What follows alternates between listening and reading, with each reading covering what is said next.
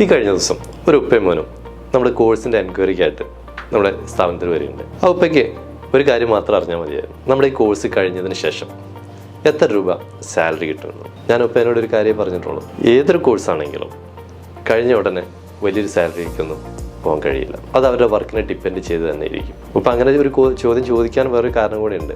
കാരണം ആ ഉപ്പ ഒരുപാട് സ്ഥാപനങ്ങളിൽ ഇതുപോലെ എൻക്വയറി നടത്തിയതാണ്. അവിടെ നിന്നെല്ലാം ആ ഉപ്പ കേട്ടിട്ടുള്ളത് ഇത്തരം ക്യാഷിൻ്റെ കണക്കുകൾ മാത്രമാണ്. അതായത് പഠിച്ചിറങ്ങിക്കഴിഞ്ഞാൽ ഇത്ര രൂപ മുതൽ ഇത്ര രൂപ വരെ സാലറി നിങ്ങൾക്ക് ലഭിക്കും എന്നുള്ളത്. അത് ഈ ഒരു സ്മാർട്ട് ഫോൺ മേഖല എന്നുള്ളത് മാത്രമല്ല, ഏതൊരു മേഖലയാണെങ്കിലും നമുക്ക് ഒരു നിശ്ചിത എമൗണ്ട് കൃത്യമായിട്ട് ഒരിക്കലും നമുക്ക് പറയാൻ കഴിയില്ല.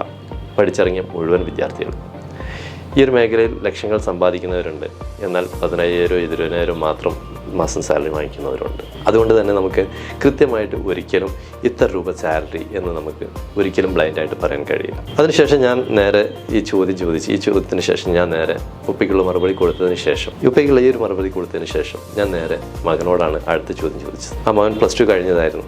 അപ്പോൾ ഞാൻ ചോദിച്ചു, +2 പഠിച്ചുകൊണ്ടിരിക്കുമ്പോൾ നെക്സ്റ്റ് +2 കഴിഞ്ഞതിന് ശേഷം ഏത് മേഖലയിലേക്ക് തിരിയാനായിരുന്നു മോൻ്റെ ആഗ്രഹം? അപ്പോൾ അവൻ്റെ വാക്കുകളിൽ നിന്ന് എനിക്കത് വ്യക്തമായിരുന്നു അവന് മേഖലയോടുള്ള താല്പര്യം. അവൻ പറഞ്ഞു, എനിക്കൊരു ടെക്നിക്കൽ മേഖലയോട് തന്നെയായിരുന്നു താല്പര്യം. ഈ ഒരു കോഴ്സ് സെലക്ട് ചെയ്തതും ഞാൻ തന്നെയാണ്. അത്തരം ആളുകളെ തന്നെയാണ് നമ്മൾ DIAT ഇൻസ്റ്റിറ്റ്യൂട്ടിലേക്ക് ആവശ്യം. ഒരു പാരൻറ്റിൻ്റെ നിർബന്ധത്തിന് അല്ലെങ്കിൽ ഉപ്പയുടെ നിർബന്ധത്തിന് മാത്രമായിരുന്നു അവനിവിടെ വന്നിരുന്നെങ്കിൽ ഞാൻ കോഴ്സിൻ്റെ ഡീറ്റെയിൽ പറഞ്ഞു കൊടുക്കുമെന്നല്ലാതെ അവനെ ഒരിക്കലും ഞാനിവിടെ അഡ്മിഷൻ കൊടുക്കില്ലായിരുന്നു. അതിനൊരു കാരണം കൂടെയുണ്ട്. ഒന്നിലധികം കാരണങ്ങളുണ്ട്. അതിലൊന്ന്, നമുക്ക് കുറഞ്ഞ സീറ്റുകൾ മാത്രമേ ഇവിടെ ഉള്ളൂ എന്നുള്ളതാണ്. മറ്റൊന്ന്, നമ്മൾ ഈ കോഴ്സ് കഴിഞ്ഞ് മുഴുവൻ വിദ്യാർത്ഥികളും 100% പ്ലേസ്മെൻറ്റ് നമ്മൾ നൽകുന്നുണ്ട്. നമ്മളൊരു സർവീസ് സെൻറ്ററിലേക്ക് ഇവിടുന്ന് കോഴ്സ് കഴിഞ്ഞ് ഒരു ടെക്നീഷ്യന് നമ്മൾ പ്ലേസ്മെൻറ്റ് കൊടുക്കുന്നത് അവർക്ക് വ്യക്തമായിട്ട് വർക്ക് അറിയാം എന്നുള്ളത് പറഞ്ഞ് തന്നെയാണ്. അപ്പോൾ നമുക്ക് കുറഞ്ഞ വിദ്യാർത്ഥികളാണെങ്കിൽ മാത്രമേ നമുക്ക് അവരെ വ്യക്തമായിട്ട് ട്രെയിൻ ചെയ്യാനും അവർക്ക് ആ രീതിയിൽ വർക്ക് പഠിപ്പിച്ച് കൊടുക്കാനും കഴിയുള്ളൂ. ആ രീതിയിൽ നമ്മൾ ട്രെയിൻ ചെയ്തെടുക്കണമെങ്കിൽ നമ്മുടെ എക്സ്പീരിയൻസ്ഡ് ആയിട്ടുള്ള ടെക്നീഷ്യൻസിൻ്റെ എഫേർട്ട് മാത്രം പോരാ, നല്ല താല്പര്യത്തോടു കൂടി ഇതിലേക്ക് വരുന്ന വിദ്യാർത്ഥികളും കൂടി ആയിരിക്കണം. അതുകൊണ്ടാണ് ഞാൻ ഏതൊരു വിദ്യാർത്ഥി ഇവിടെ എൻക്വയറിക്ക് വന്നു കഴിഞ്ഞാലും ആരുടെ താല്പര്യപ്രകാരമാണ് ഇവിടെ എൻക്വയറിക്ക് എത്തിയിട്ടുള്ളത് അല്ലെങ്കിൽ ഈ ഒരു കോഴ്സ് തിരഞ്ഞെടുത്തിട്ടുള്ളത് എന്നുള്ള ചോദ്യം ഞാൻ ആദ്യം തന്നെ ചോദിക്കുന്നു. അവരുടെ സ്വയം താല്പര്യത്തോടു കൂടി തന്നെ തിരഞ്ഞെടുത്ത ആളുകൾക്ക് മാത്രമേ ഞാനിവിടെ അഡ്മിഷൻ നൽകാറുള്ളൂ. കാരണം അവരെ നമുക്ക് നല്ലൊരു ടെക്നീഷ്യൻ ആക്കിയെടുക്കാൻ പറ്റുള്ളൂ. അത്തരം ആളുകളെ നമുക്ക് എന്ത് ചെയ്യാൻ, ഈ ഒരു കോഴ്സ് കഴിഞ്ഞ ഉടനെ നല്ലൊരു ടെക്നീഷ്യൻ ആക്കി മാറ്റി ഒരു സ്ഥാപനത്തിലേക്ക് ധൈര്യമായിട്ട് നമുക്ക് പ്ലേസ്മെൻറ്റിന് അയക്കുകയും ചെയ്യാം. അതുകൊണ്ട് തന്നെ എന്താണ്, നമ്മൾ ഏതൊക്കെ സ്ഥാപനങ്ങളിലേക്ക് നമ്മൾ ഇതുപോലെ വിദ്യാർത്ഥികളെ പ്ലേസ്മെൻറ്റ് കൊടുത്തിട്ടുണ്ടോ ആ സ്ഥാപനങ്ങളിൽ നിന്നെല്ലാം വീണ്ടും നമുക്ക് എൻക്വയറി വന്നിട്ടുമുണ്ട്. വീണ്ടും നമ്മളെ ടെക്നീഷ്യന്മാരെ ചോദിച്ച് വിളി ധാരാളമായിട്ട് വരുന്നുണ്ട്.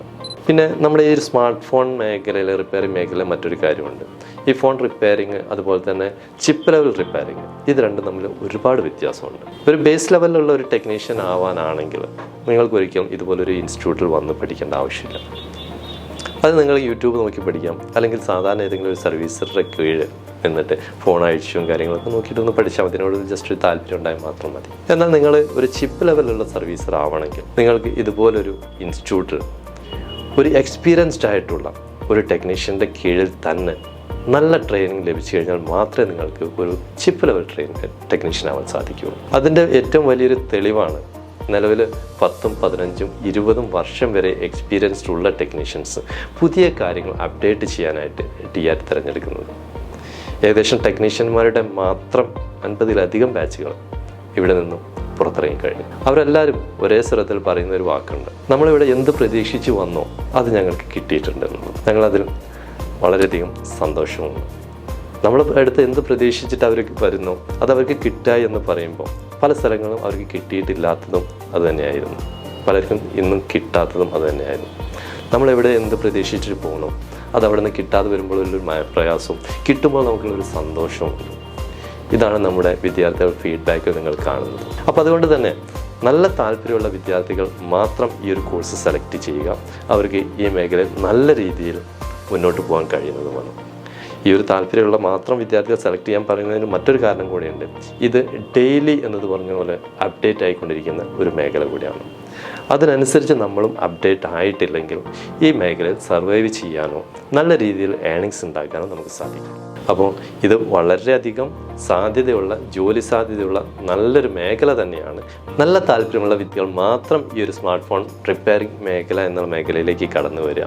ഇല്ലെങ്കിൽ നിങ്ങൾ കാണുന്നതാണ് പലരും പല കോഴ്സും കഴിഞ്ഞിട്ട് വെറുതെ നടക്കുന്നത്. അവരൊക്കെ താല്പര്യമില്ലാത്ത മറ്റാരെങ്കിലും പറഞ്ഞു കേട്ട് സ്കോപ്പ് കണ്ടിട്ട് പോകുന്നത് അങ്ങനെയൊക്കെയാണ്.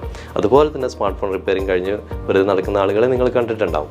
കാരണം അവർക്ക് ഇതിനെക്കുറിച്ച് വ്യക്തമായിട്ടുള്ള ഒരു ധാരണയില്ലാതെയോ അല്ലെങ്കിൽ വ്യക്തമായിട്ടുള്ള ട്രെയിനിങ്ങോ ഒന്നും ലഭിക്കാത്ത ആളുകളായിരിക്കും. അപ്പോൾ താല്പര്യത്തോട് കൂടി തന്നെ വരിക, നല്ല ടെക്നീഷ്യന്മാരായി മാറുക, നല്ല രീതിയിൽ ജീവിതം മുന്നോട്ട് നയിക്കുക. ഇതുപോലുള്ള ധാരാളം അനുഭവങ്ങൾ രക്ഷിതാക്കൾ എൻക്വയറിക്ക് വരുന്ന സമയത്തും വിദ്യാർത്ഥികൾ പഠിക്കാൻ വരുന്ന സമയത്തും അതിനുശേഷം ട്രെയിനിങ്ങിനെ വിട്ട് കഴിഞ്ഞ ശേഷവും ട്രെയിനിങ് കഴിഞ്ഞ് പ്ലേസ്മെൻറ്റ് പോയതിനു ശേഷവുമുള്ള ഒരുപാട് രസകരമായ അനുഭവങ്ങളുണ്ട്. അത്തരം അനുഭവങ്ങളുമായിട്ട് ഞാൻ വീണ്ടും വരും.